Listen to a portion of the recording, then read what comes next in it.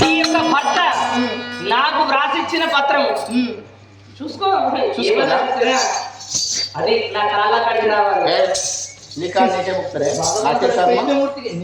గర్భం ఉన్నా కానీ కూడా నా పాదాల చెత్త రాక మాడదు.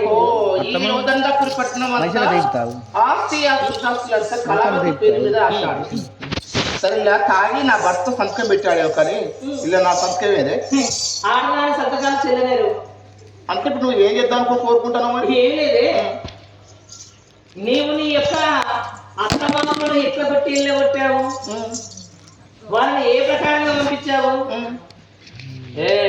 బేటా ఇదిగో మీ పాట ఎనుకకు మరలు తిరిగి చూస్తే నా ఎడమకాలు చెప్పని కనబడతాయి. ఇద్దరు ఏమనుకుంటున్నారు? నన్ను కూడా నిన్ను కూడా. నువ్వెవడివిరా?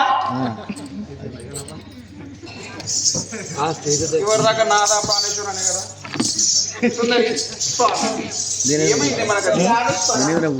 ఎంత పని చేశారండి?